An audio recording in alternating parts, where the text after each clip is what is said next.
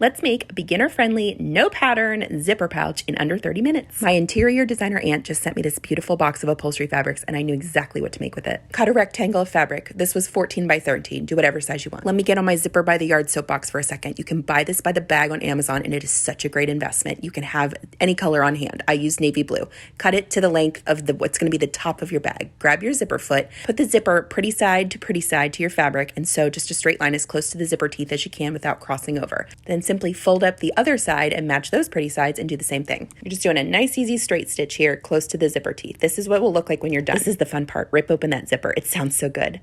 Okay, you're going to top stitch along the top edge on the right side of your fabric to hold that zipper tape down. Time to load the zipper tab onto your zipper. It's going to be a little tricky, but you can do it, I promise. Flip that bag inside out. We're going to box these corners, and by that I mean we're going to cut out.